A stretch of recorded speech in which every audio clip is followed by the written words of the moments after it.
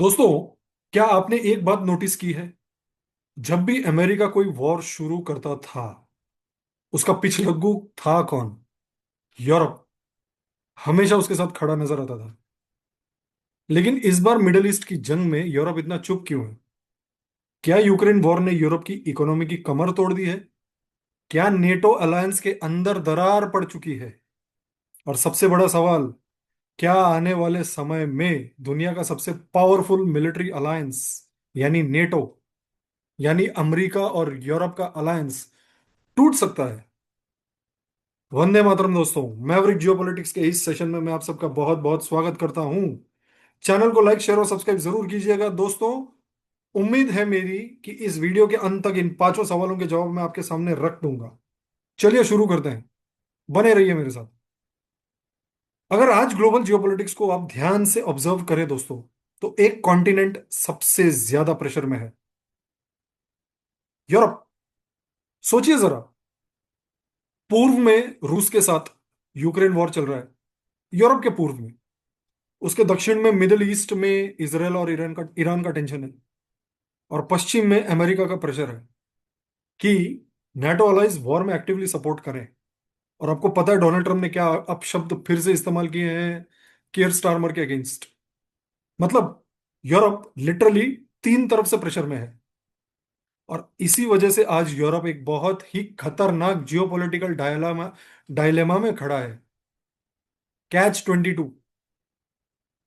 1900, अगर आप थोड़ा सा इतिहास देखें दोस्तों, 1990 के बाद एक क्लियर पैटर्न दिखता है। 1991 में हुआ गल्फ वॉर, खाड़ी युद्ध। 2003 में हुआ इराक वॉर। 2011 में हुआ लिबिया वाला intervention. Afghanistan war, Syria operations. हर जगह एक ही फॉर्मूला था। अमेरिका डिसीजन लेता था और यूरोप उसका सबसे लॉयल पार्टनर था। फ्रांस, ब्रिटेन, जर्मनी, ये सारे देश अक्सर मिलकर अमेरिका के साथ मिलिट्री ऑपरेशंस में इन्वॉल्व होते थे। इस अलायंस को कहा जाता है ट्रांस अटलांटिक अलायंस। लेकिन आज पहली बार ऐसा लग रहा है कि यह अलायंस कमजोर हो रहा है। अब समझते हैं सबसे बड़ा रीजन इसका। यूक्रेन वॉर की तरफ मैं ले चलता हूं आपको। जब 2022 में रूस ने यूक्रेन पर हमला किया, यूरोप ने तुरंत यूक्रेन को सपोर्ट किया, वेपन्स भेजे, पैसा दिया, सैंक्शंस लगाए। यूरोप को लग रहा था कि रूस जल्दी टूट जाएगा, जल्दी खत्म हो जाएगा, जल्दी हार जाएगा। लेकिन सच्चाई क्या थी? What was the reality? War अभी तक चल रहा है। Of course Ukraine tough fight दे रहा है रशिया को, but then the bottom line is Russia भी अभी भी स्ट्रांग है। 25% जमीन खींच चुका है यूक्रेन की। और सबसे बड़ा डैमेज हुआ किसको इन सब में? अमेरिका को, रूस को, यूक्रेन को, या यूरोप को? यूरोप को हुआ है दोस्तों। यूक्रेन वॉर से पहले यूरोप की एनर्जी सिस्टम काफी सिंपल थी। चीप रशियन गैस, सस्ता रशियन गैस पाइपलाइन के थ्रू यूरोप में आती थी। Nord Stream 1, Nord Stream 2। Germany, Italy, France, इन सब की इंडस्ट्रीज इस सस्ते रशियन गैस से चलती थी। और इन गधों ने क्या किया? जिस डाली पे बैठे थे उसी को काट दिया। बिल्कुल, सैंक्शंस लगा दिए रशिया के ऊपर। रशिया की गैस हो गई बंद। रिजल्ट क्या हुआ? गैस के दाम बढ़ गए। इलेक्ट्रिसिटी के जो प्राइसेस हैं इनके देश में स्काई रॉकेट हो गए। कई इंडस्ट्रीज यूरोप से माइग्रेट करके बाहर चली गई। जर्मनी जैसे इंडस्ट्रियल पावर हाउस को भी रिसेशन का रिस्क फेस करना पड़ा। मतलब यूक्रेन वॉर का इकोनॉमिक प्राइस यूएस ने नहीं पे किया, यूरोप ने पे किया। अब दूसरा इशू समझिए। नेटो के अंदर एक डिमांड है, मेंबर कंट्रीज को अपने जीडीपी का 5% कम से कम डिफेंस पर खर्च करना है। यही डोनाल्ड ट्रंप ने कहा था, अपने कैंपेन में भी कहा था, और आने के बाद भी उन्होंने यही इस पे कायम रहे वो, कि भैया नेटो चलाने की जिम्मेदारी सिर्फ मेरी थोड़ी है, यूरोप की भी है। यूरोप दे पैसा। ऑफकोर्स वो पैसा जाएगा किसके पास? अमेरिका की डिफेंस कंपनियों के पास, लॉकहीड मार्टिन, बोइंग, इनके पास। बट देन वो पैसा तो यूरोप से खींच रहे हैं डोनाल्ड ट्रंप, या खींचना चाहता है, राइट? यूरोप की इकोनॉमी लेकिन दोस्तों ऑलरेडी अंडर प्रेशर है। High inflation, energy crisis, economic slow down. ऐसे में अगर डिफेंस स्पेंडिंग आपको बढ़ानी पड़े तो इनकी जो छोटी छोटी इकोनॉमीज है वो तो खत्म हो जाएंगी। और इसीलिए यूरोप के अंदर पॉलिटिकल डिवाइड भी बढ़ रहा है। कुछ कंट्रीज अमेरिका के साथ मजबूती से खड़े रहना चाहते हैं, लेकिन कुछ कंट्रीज ने कॉशियस अप्रोच लेना शुरू कर दिया है, और कुछ कंट्रीज ने तो अपोज ही कर दिया है। जो बड़े बड़े टॉप 5 है यूरोप की, Spain, Germany, France, Italy, England, इन सब ने तो अपोज ही करना शुरू कर दिया है। अब तीसरा फैक्टर जो बहुत इंपॉर्टेंट है, यूरोप की इमिग्रेशन क्राइसिस। यूरोप ने अपने पैर पे कुल्हाड़ी मारी है दोस्तों। पिछले 10-15 सालों में मिडल ईस्ट और नॉर्थ अफ्रीका से लाखों माइग्रेंट्स यूरोप पहुंचे हैं। एंजेला मर्कल, जो जर्मनी की चांसलर थी, उन्होंने तो लगभग लगभग मेरे ख्याल से 1.5 मिलियन से ज्यादा रेफ्यूजीज सीरिया के और अफगानिस्तान के इन लोगों को अपने देश में लिया है। इसको छोड़ के फ्रांस, स्वीडन, इटली, सारे लोगों ने लिया है। सब जगह इमिग्रेशन एक सेंसिटिव पॉलिटिकल इशू बन चुका है अब अगर Europe openly middle east war में इन्वॉल्व हो जाता है तो रेडिकलाइजेशन का रिस्क यूरोप में डबल हो जाएगा। आतंकी हमले होने शुरू हो जाएंगे। ऑलरेडी यूरोप में लोन लोन वुल्फ अटैक्स हो चुके हैं। और इसीलिए यूरोपियन गवर्नमेंट बहुत केयरफुली डिसीजन ले रही है कि हमें अमेरिका का साथ देना है या नहीं देना है। अगर जियोपॉलिटिक्स में किसी कॉन्टिनेंट की सबसे बड़ी वल्नरेबिलिटी पूछी जाए तो यूरोप का जवाब होगा एनर्जी। रूस से गैस कम हो गई, मिडल ईस्ट से ऑयल और एनर्जी इंपॉर्टेंट है, लेकिन अगर मिडल ईस्ट वॉर एस्केलेट हो जाता है तो यूरोप के एनर्जी प्राइसेस और बढ़ जाएंगे। ऑलरेडी रशियन गैस उनको मिल नहीं रहा है। उसका इंफ्रा तो इन्होंने खुद ही तोड़ दिया बम मार के। यूक्रेन ने नॉर्थ स्ट्रीम 2 की जो पाइपलाइन है जो जर्मनी को गैस देती थी, उसको तो उड़ा दिया। और अगर मिडल ईस्ट में अब हो जाए तो ऑयल और एलएनजी भी नहीं पहुंचेगा इनको।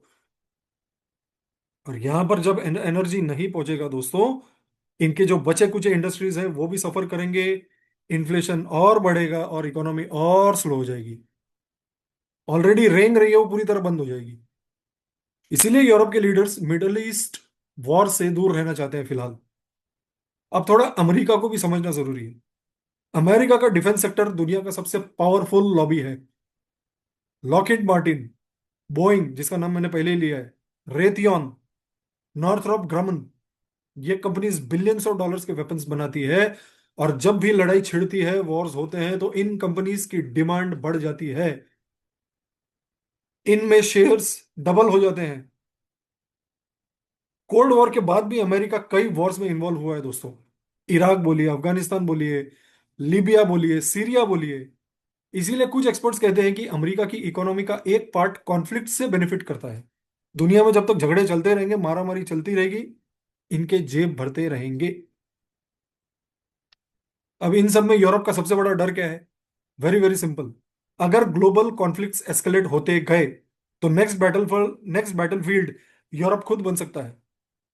यूक्रेन वॉर ऑलरेडी यूरोप के बॉर्डर पर हो रहा है। अगर नेटो और रूस डायरेक्टली क्लैश करते हैं तो यूरोप बनेगा फ्रंट लाइन।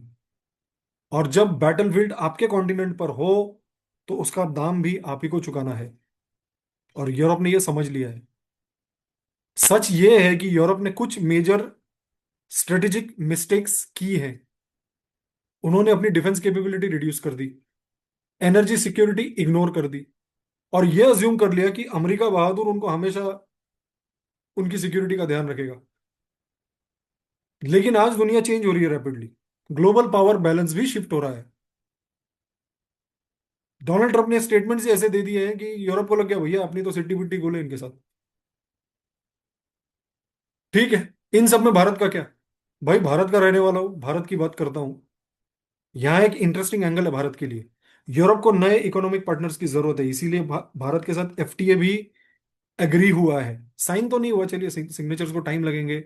दोनों कंट्रीज के लीगल डिपार्टमेंट के पास जाएंगी, लीगल मिनिस्ट्रीज के पास रिव्यू करेंगे, वेट करेंगे, काटा छीटा होगा, एडिशन डिलीशन होगा और फिर साइन होगा। टाइम है। इसीलिए ये भारत और यूरोपियन यूनियन के बीच, जैसा मैंने कहा, एफटीए हुआ है, और वो सडनली हो गया। पिछले 17 साल से तो अटका हुआ था। सडनली उसको फास्ट ट्रैक करके भैया क्लोज करो, भारत के साथ हमको आगे बढ़ना है। अब उनको समझ में आ रहा है कि भारत एक स्टेबल पार्टनर है और भारत की हमें जरूरत है। और इसीलिए आने वाले सालों में आप देखेंगे दोस्तों, यूरोप और भारत के रिलेशंस और मजबूत होंगे, इंक्लूडिंग डिफेंस। भैया भारत की डिफेंस कंपनीज गियर अप, अपनी कैपेबिलिटी बढ़ाओ, क्वालिटी लाओ, so that you are able to sell in Europe. Europe Russia से लड़े ना लड़े, उसको डर यूएस से ज्यादा लग रहा है। आज यूरोप एक स्ट्रेन सिचुएशन में खड़ा है दोस्तों। एक तरफ अमेरिका का प्रेशर है, दूसरी तरफ रशिया का थ्रेट है, और तीसरी तरफ ये मिडिल ईस्ट की इंस्टेबिलिटी, और चौथी तरफ उनका खुद का इकोनॉमिक और इमिग्रेशन वाला प्रॉब्लम। इसीलिए यूरोप बहुत ज्यादा कॉशियस है आज। लेकिन एक बात याद रखिए, जियोपॉलिटिक्स का एक रूल होता है, न्यूट्रल रहना हमेशा पॉसिबल नहीं होता। अगर ग्लोबल कॉन्फ्लिक्ट्स एस्केलेट होते हैं तो यूरोप को भी इवेंचुअली साइड्स चूज करनी पड़ेगी। और जब वो लम्हा आएगा, तब दुनिया की जियोपॉलिटिक्स कंप्लीटली चेंज होगी दोस्तों। With that we end our session here today on Europe. Channel को लाइक शेयर और सब्सक्राइब जरूर कीजिए दोस्तों। जय हिंद, भारत माता की जय।